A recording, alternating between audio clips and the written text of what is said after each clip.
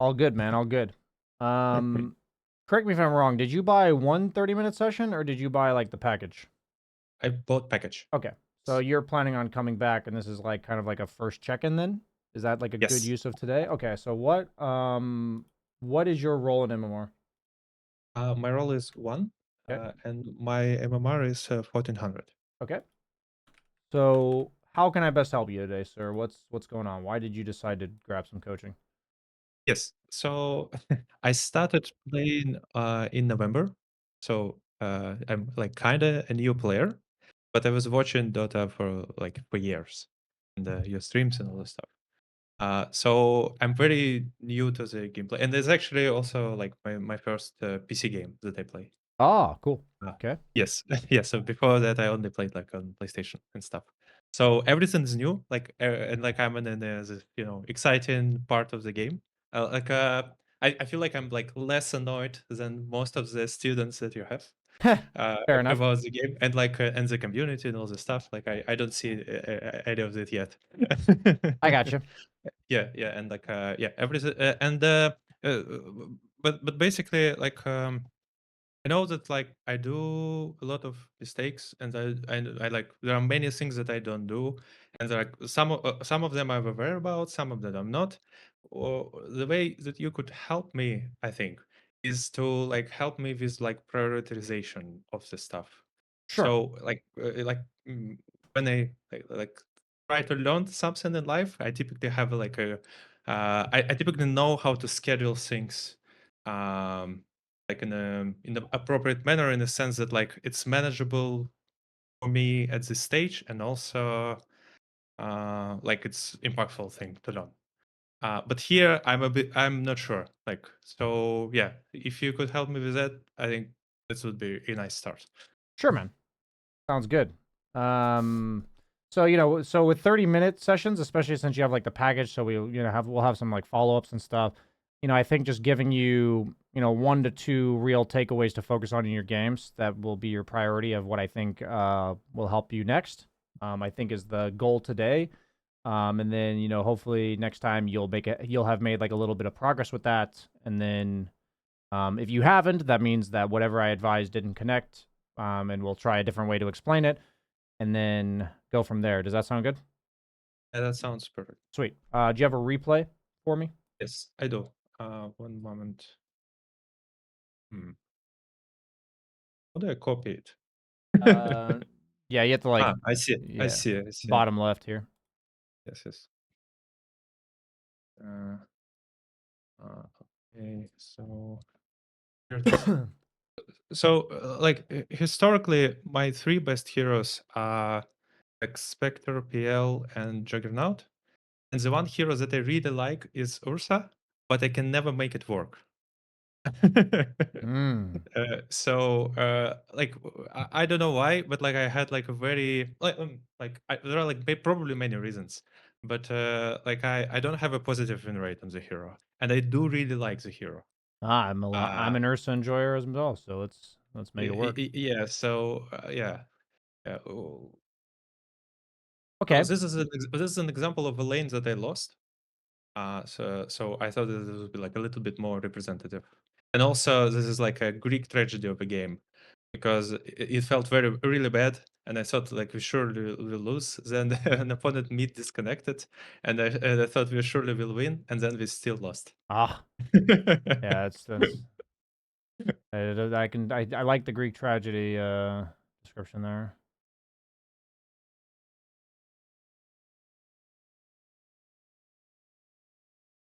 So when I'm playing heroes like Ursa, Slark, Lifestealer, heroes that like trade with a passive, basically, um, if I'm against dual melee, I usually feel really strong. If I'm against dual range, I usually feel pretty weak.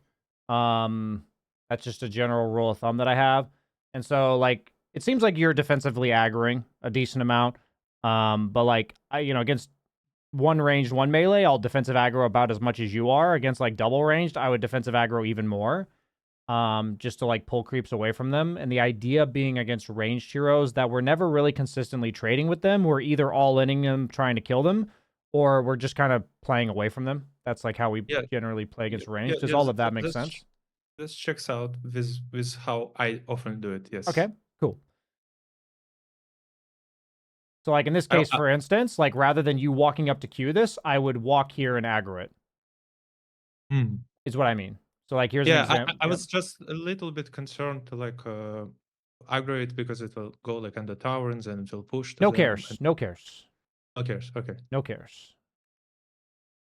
If you aggro it and it pushes, we need the small camp available. If your supports are not dewarding the small camp, then we might need to buy ourselves a sentry. The only concern that we have is that we don't have a small camp. If we have a small camp, then all of the options are available to us, and we don't care about pulling underneath tower. But if you're not pulling it underneath tower, which leads to you using a Q to hopefully snipe the creep and then not get it, I want you to think about what price you're paying for not pulling it under tower. Do you see what I'm saying? Like, you're paying 95 mana and not getting a creep. So, yeah, it's kind of like a trade-off. So I tell people, do what you got to do to get the creeps. Yeah. So, sometimes I like wait a little bit for them to get like lower HP, and then I aggro on the tower. That's fine too. Yeah, but here I probably was just sloppy. Yeah, so I just wanted to say that, like, don't be afraid to aggro under tower if that's what you think you have to do to get the creep. That's all I'm trying to say. Prioritize getting the creep, and then we'll talk about what happens when you do things that, like, ruin the lane equilibrium and all that kind of stuff. So, like, this is an example where, just against double range, you literally never sit on top of the creeps like this. Like, you walk up, you hit the range down, and then you defensive aggro these back. Yeah, here I just like had to run understand it because like previously I traded really well with DP and I thought that she's like low health, but yeah. apparently she's not. Yeah, the idea, like I said, is you will virtually never trade well with ranged heroes. You either get to jump on them and hit them 4 times for free, or you just don't hit them at all. Like, trading means I hit them once every 15 seconds. That's what trading means. And you aren't doing that. So if you're not doing that, you don't stand on top of creeps like that. Okay. Does that make sense? Yes, it does. Okay. So it's like what's going to happen is you might find really good windows to go on her, but that's not trading. That's like skirmishing, I would call that.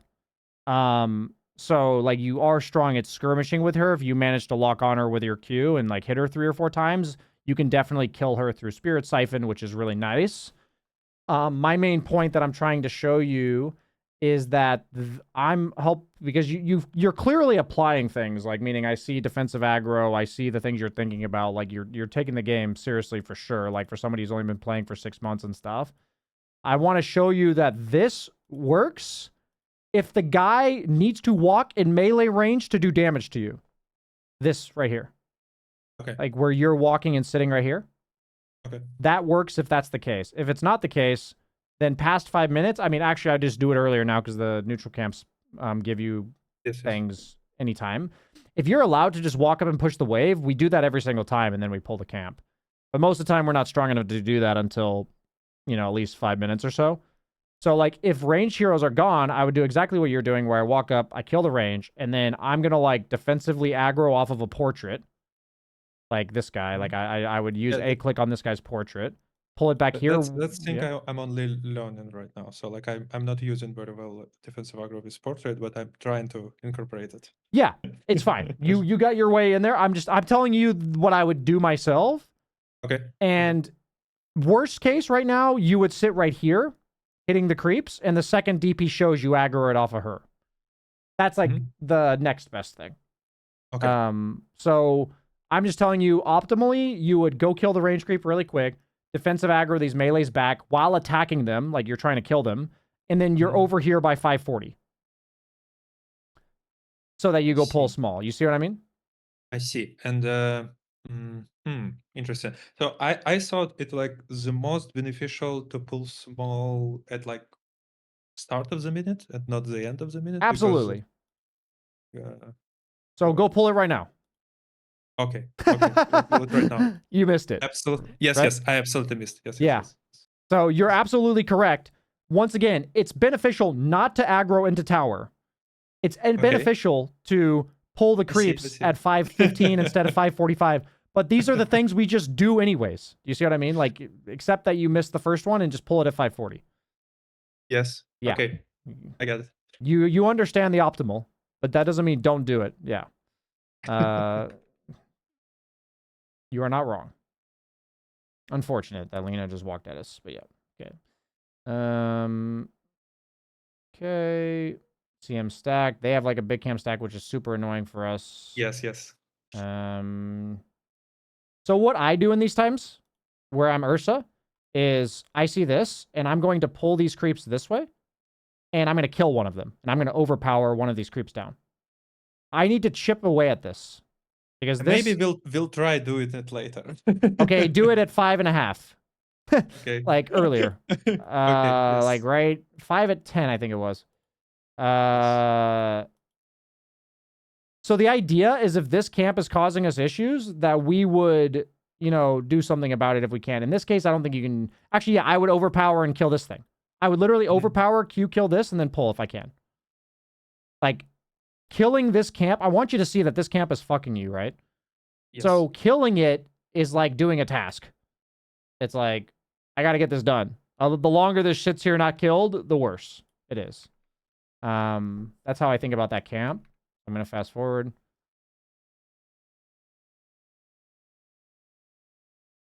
All carry is like, I want to hit these creeps and farm, and I just need to like find time to do where they're not fucking with me. And if they're over in lane and you can snipe a big camp creep, that's awesome.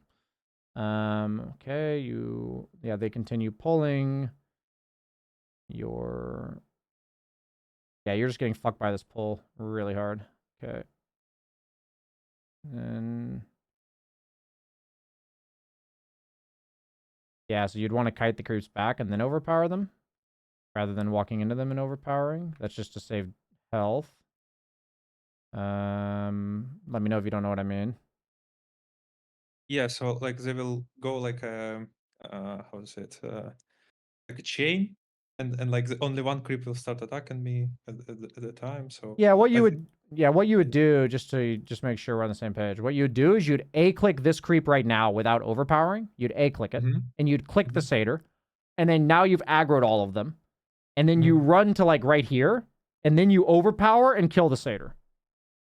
That's the purple. That's the purple one. Yes, yes, I see. I never do this. Yeah. But that's easy. Yeah.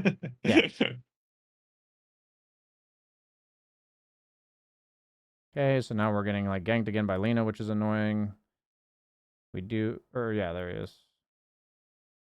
Okay, but you have ult this time. You're on a journey now. We call this being on a journey. Yep. Okay, you're dead. I think in this case I should have used like directional move to the river and then like Q, but I was just too slow on thinking on it. Yeah, so the biggest thing that I would say to you is that these camps are less safe than these camps. So there's really no benefit to hitting this camp. Then they're like it's a medium camp, and so is this one over here. So like you're talking about all these fancy moves. If you feel like you need to go to this camp, it's because you're so strong you don't want to retreat to this camp. Does that make sense? Yes, it does. I think I tend to go to the other camps because like sometimes I can like go instead of back into my lane. You can go where? Sorry. I can go to mid. Ah, like, I see. To the mid lane. Yeah, I can tell you that most carry players I coach, they abandon their lane too easily. And so I always teach people to kind of play in these camps. And then, like, if you have to go mid, you TP there. It's not really a normal thing to, like, walk there. So, yeah, usually because of Twin Gates, you can walk between two side lanes. And then, like, you can stay on your own side lane. But you pretty much only TP to mid. Is it an incorrect instinct to try to look for another lane if I'm not feeling very well on my lane? What the instinct would be is that you would be playing your lane the way that you'd be playing it in order to stay there. And then if an opportunity arises, you will TP mid to pick it up or go through the gate to go top. But hedging to go to another lane is not correct. No. Like, meaning I'm walking here with the intent to maybe go mid next. That's not a thing. I'm like farming down here planning to be stuck in my lane, and then if mid opens up while I'm doing this, I TP to it. Does that make sense? Yes. Okay. I think it does. Because in the early game, things are just kind of too chill and like slow that we don't want to like walk our way to things. If once we have like Battle Fury, your mentality works a lot better. Okay. Yeah, you just got like ran down by a DP under your tower. That was unexpected, I'd say. So our timings are just really off. Yes. So I think the next time I watch you, I think I would like to see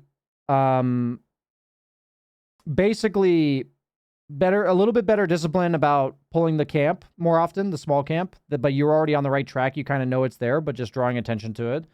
And I think just asking yourself going into the lane, like if you're playing here, if this is for Ursa specifically and any hero that has a passive like Lifestealer Slark, you're either playing on top of the wave because you're daring a melee guy to walk into you, or you're defensive aggroing back because you're not against a melee guy and that it doesn't work, right? So that's going to just help you position in lane a little bit better. So maybe just going into lane, be like, is this more of a stand on top of the creep wave kind of lane? Or is this more of a defensive aggro back kind of lane? And it's usually just based on melee versus range. That's it. Does that make sense? Yes. Okay. It does. And then for the early game, I want you to think, I'm in this area. That's just where I am. I'm going to optimize this area. And then we can talk about rotations after that.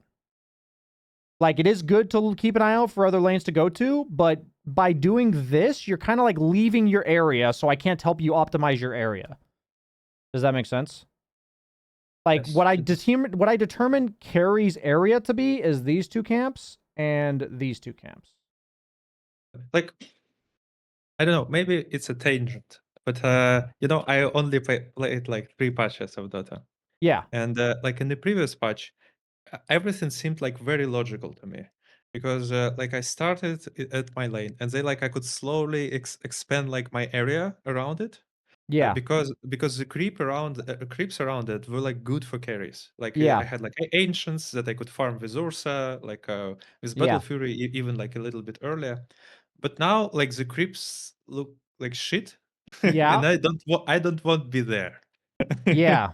And I'm not sure what I should do. I think I should rotate to triangle or something like this. But at the same time, like my offlane also loves this triangle because they like get used to hitting ancients there.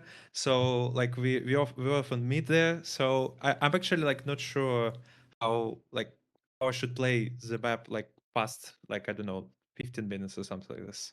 Yeah, I mean, at 15 minutes, the game, like, I'd say once you get Battle Fury, the game does change. Like, it did change. Like, sides of the map feel really awful now, for sure. Like, these camps down here used to be, like these 4 camps combined used to be, like, 300 more gold than they are now.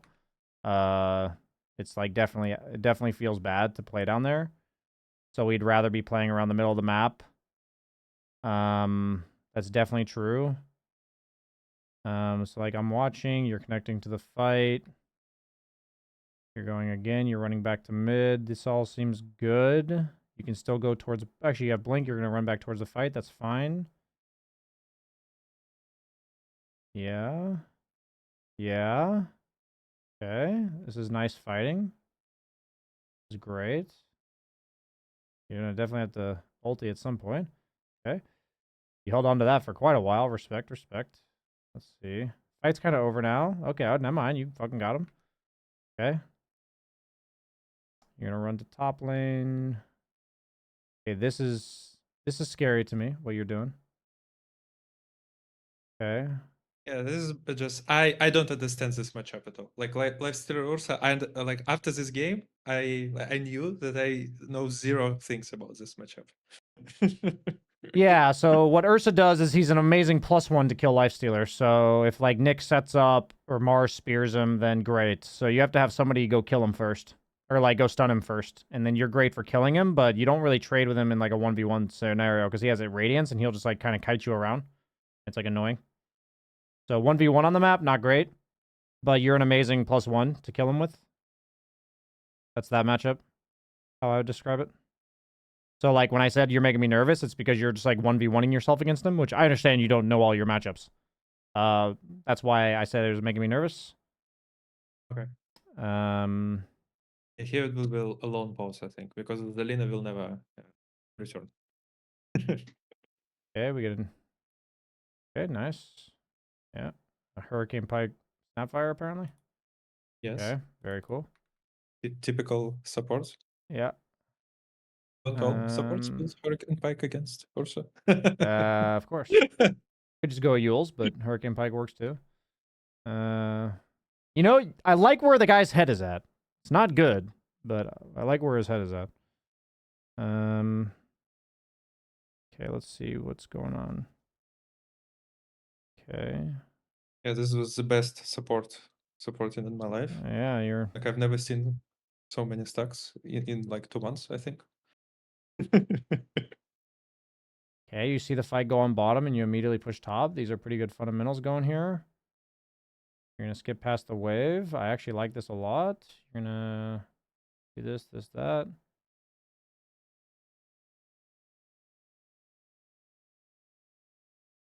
Okay, and you're going to work your way back top. No? Why not top here? Where are you going? What's the idea?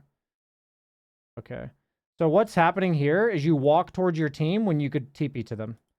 So basically, my rule for you coming out of this session is I want you to pay attention to when you walk towards your side of the map, towards your team, when they are near a place you could TP to them. Watch, see what you're doing here? You're walking towards a teammate who's in a place you could TP to. This is just a big no-no of Dota. So what I tell people is walk away from your team if you can TP to them. So if your team is up here and you want to fight, or like you're farming slash, like here's the deal. You're looking to farm while also being able to fight, right? Like that's kind of what carry is. You're like balancing, I want to be impactful in the game, but I still need to hit creeps.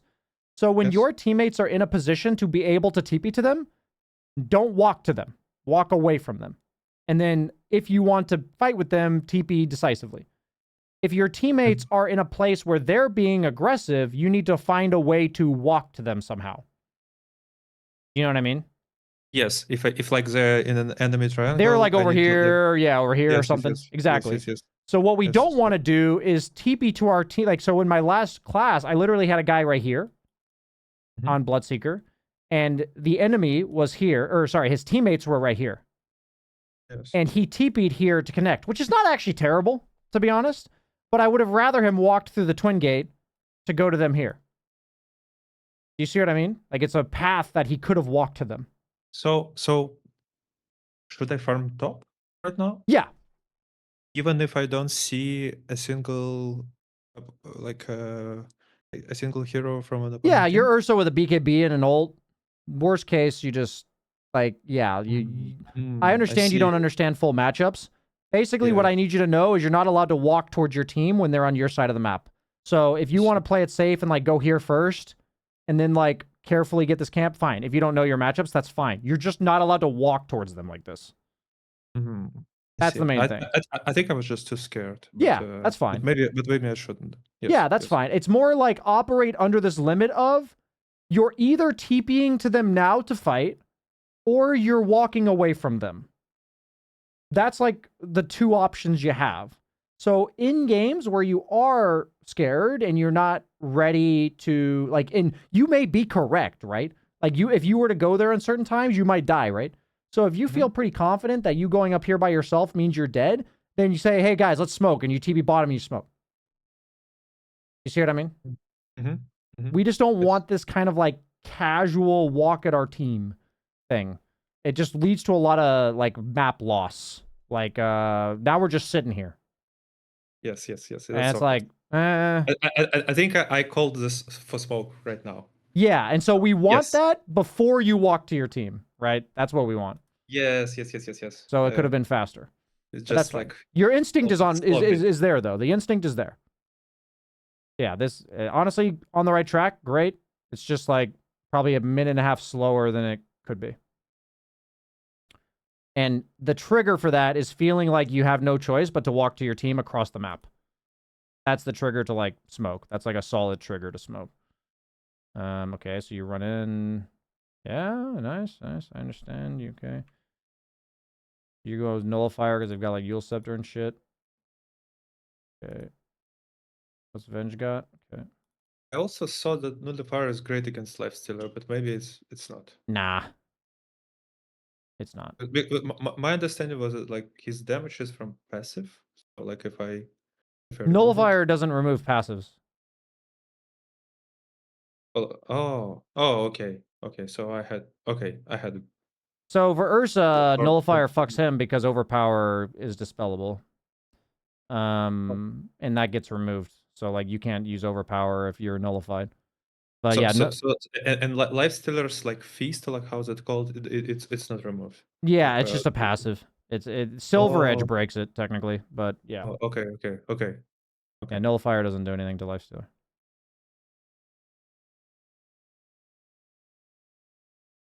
So if I'm you, I probably go. So what I'm noticing is you're like the way I call this is you're taking random damage, like chaos damage, like it's like Death Prophet, Ghosts, Radiance, Snapfire, Globs, shit like this. You know, like you're just Yes, getting a hit lot by of random damage. So in those type of games, you almost always need sustain for long fights. So like so I would, yeah, satanic. I would go Abyssal Satanic. Yeah, Okay. like that's how I'd play this. Yeah. You can either go Satanic back into Abyssal or Abyssal into Satanic, whatever makes more sense in the given situation. But generally on Ursa, I would build the Abyssal first more often than the Satanic, but it doesn't mean you can't build the Satanic.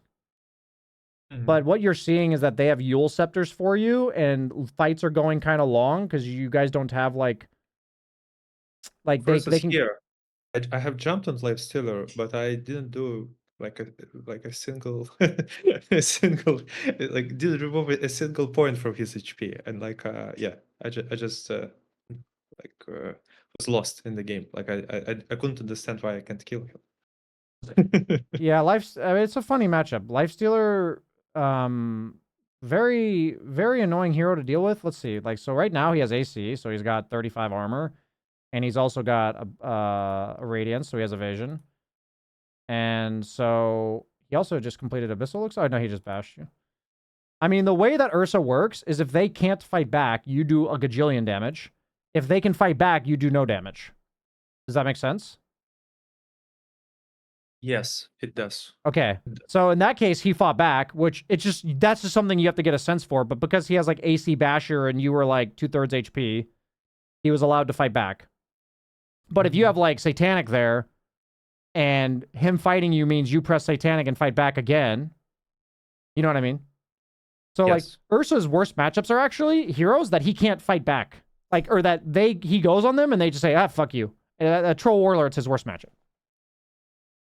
Because Ursa blinks on Troll, he pushes his axes and then ult and then I thought the worst matches are the ones that like can kite me easily and buy like something that make me miss like that's butterfly or nah. whatever. The heroes that deal with you on supports and stuff are heroes that kite you. Heroes that are carries that fuck you the most are ones that can fight back. Hmm. Like if we look at Ursa's worst matchups on Dota buff, it's like Ursa Dota buff. Yeah, there are not many trolls in my game, so like I actually never Worst played. versus Naga, Wraith King, PL, CK, TA.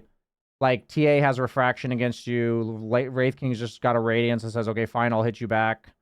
So illusion heroes basically because you can't lock onto their main target. And then heroes like Terrorblade too. I mean, illusion heroes in general. Fuck Ursa. I'm surprised Troll's not in here because I think like Troll is a hard counter in my opinion. Yeah, he's up there. He's like number 15. Like, But yeah. in my games, like the hero I was like, for instance, struggling a lot against is Drow, because she has like silence, spike, and also builds butterfly. And like by the time I get to her and start hitting, like I'm already 1/3 of HP or something like this. Yeah, the way I deal with Drow is I'm pretty mobile on the map and she's not. Like I'm blinking around and all that kind of stuff. And so a lot of times it's like picking and choosing when I fight Drow. That's like how you counter that matchup. I understand what you're saying though. Okay. It's not like it's a great matchup, but it's a matchup that would require you to like adjust to it. For me, what's happening to you here is that you're against heroes that fight back. So you're against Lifestealer and you're against Death Prophet. Like they're gonna stand their ground with all their shit going, and you definitely needed a Satanic. Otherwise, your game's just really hard to play. You probably needed Satanic and MKB, probably. Because Ursa with a hero that relies on Fury Swipes, it's really important. Like any heroes with like bashes or passives that need to hit, the MKB is really necessary. So like I would probably go Satanic MKB here. Like MKB for Radiance of Lifestealer? Yeah. Or okay.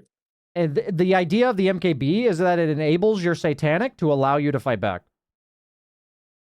Does that make sense? Yes, it does. So it's like the second, like the last item, basically. Yeah, it's the absolute last item because you're like, I bought the Satanic so I can fight back against him when it's right here. But when I'm in the middle of a team fight and I'm BKB'd and he's hitting me, I need to fucking get all my health back in that BKB duration. So those 6 overpower hits need to hit. You know what I'm saying? Yeah. One feeling that I like almost always have on Ursa when like there is like a late game is that I don't have enough items. So there are like too many problems and I want to solve them all. And I don't have like slots for all of them.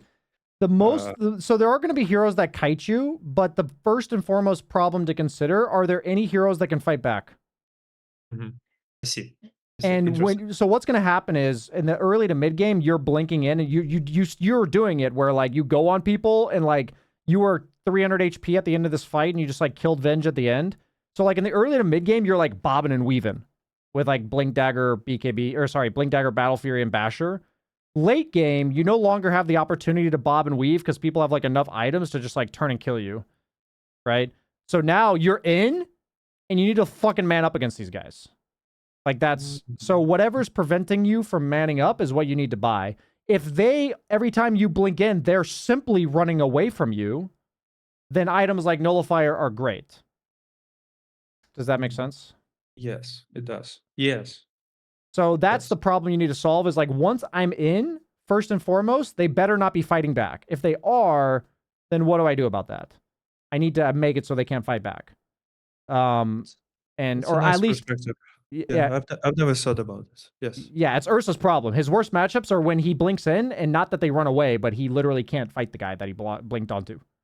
That's like the worst feeling ever on Ursa, and that's kind of what you're getting here. You're like against Death Prophet, and he's like, okay, I'll Spirit Siphon you and Yule Scepter myself, and I'm up in the air. You're like a 3rd HP, and you're like, okay, I kind of have to run away now, but like you can't run away, and then yeah. So if let's say hypothetically I bought like Abyssal and Sedanic, then Yeah. like my how to phrase it, like my basic like Ursa strategy is that I blink in, I shred somebody really fast, and then I